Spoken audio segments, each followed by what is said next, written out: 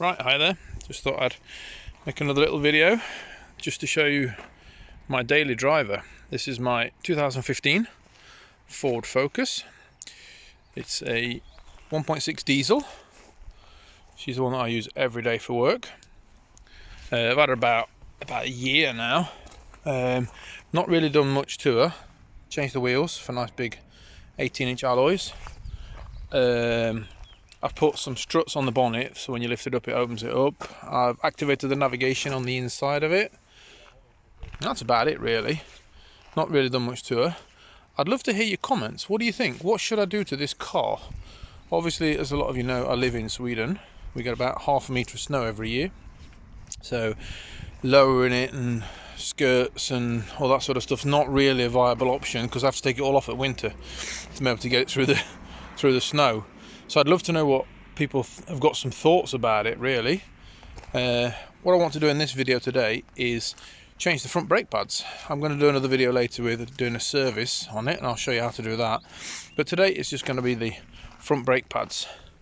So we're going to get it inside the workshop, lift it up, and we'll start taking the brakes apart.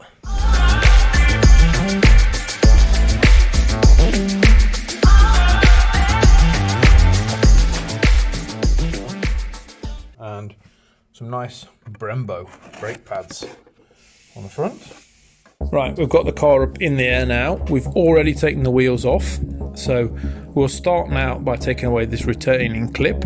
That is only there just to make sure that the caliper stays in position. It just pops out with a screwdriver there on each side. The next thing we need to do is remove the two bolts at the back of the caliper. These bolts are a bit special. They are very polished and they allow the caliper to slide forward and backwards. They are a 7mm Allen key, so it's a bit of a special bolt, as 7mm Allen keys aren't a very standard bolt, so we have to get them specially for it. I usually use a long socket and a ratchet on this one just to do the job.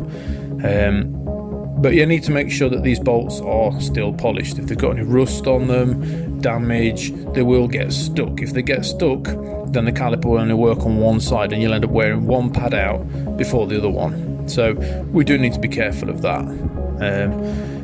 Undo the bolts, pull them out. You can pull them all the way out, have a look at them if you want to. You can put a little bit of grease on them before you put them back in again. It's not necessary, as long as they're alright, there's no problem, but you can do it obviously.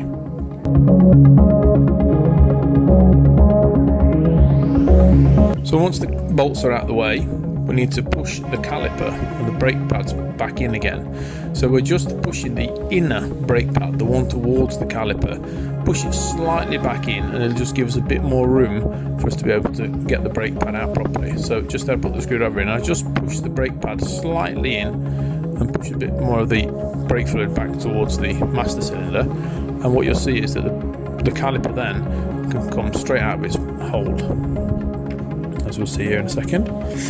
There. Make sure that when we lift the caliper up, you don't hang it down. A lot of people will just hang them by the brake hoses, which is not good. You stretch the brake pad, the brake hose, you make them crack. It's not good, so we don't do that. As you can see here, I'll show you the new brake pad with the old brake pad. You can see that it was pretty much time. These brake pads that I had in the car, they'd only got a few millimeters left, so these were pretty knackered, and definitely time to change them. What you'll see in this video now is that I don't put copper grease on it. A lot of people do, and you should really do it. Put a copper grease on the outside of the brake pad, obviously, not the side towards the brake disc. I haven't done it on this one, and my brakes are squeaking a little bit, so I will have to take this apart again and just put a little bit of copper grease on it. That's a bit of a problem on my side, so I'll sort that out.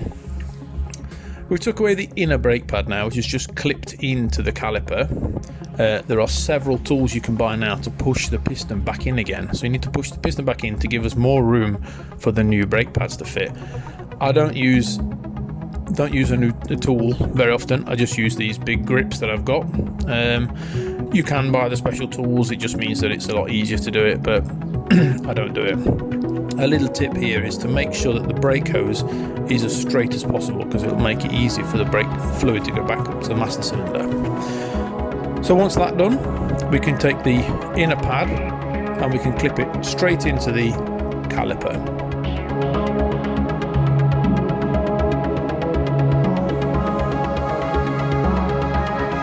Once that's clipped in, we put the caliper back on again. Make sure that the hose is not bent in any way. There's no knots or twists or kinks in the brake hose. Just push it into place and tighten those bolts straight back up again.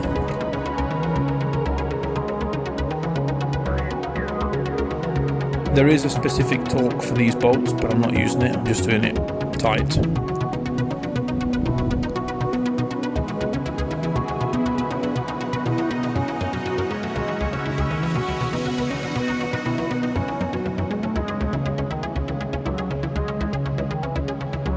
Do remember though to put the dust cap back on again. Like I said earlier, if you don't put them on, we get all sorts of dust and crap and grit and gravel and God knows what in there, and it will make it stop sliding, and then you'll get problems with the brakes only wearing on one side. So they just push straight in like that. We turn the disc around, and the only thing that's left to do on this now is to put the clip back in again.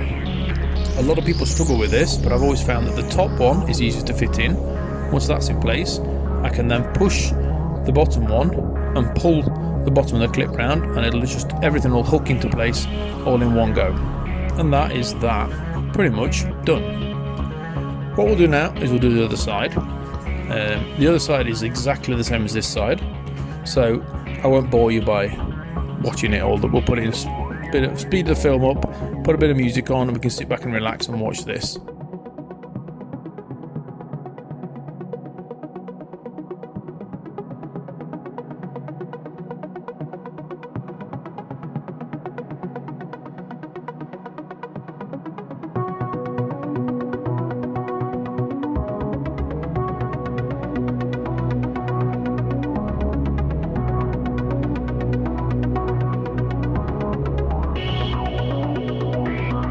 Before you take the car out, when you've put the car back on the ground, put the wheels back on again, you've torqued the wheels up to the proper torque specification, make sure you get in the car and press the brake pedal a few times. You've now pushed the fluid right the way back to the master cylinder, so there's a big gap between the brake disc and the pads.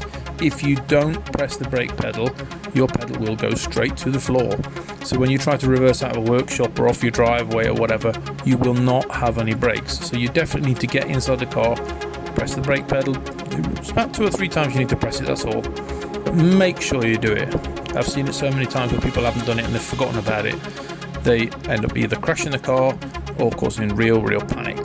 So make sure you do it. Thanks for watching. If you like what you've seen, then please subscribe and watch the next video. The next video I'll be doing will be where I take the car and do a full service on it. So that's oil filter, air filter, pollen filter, diesel filter. Don't forget to subscribe. Thanks a lot. Bye bye.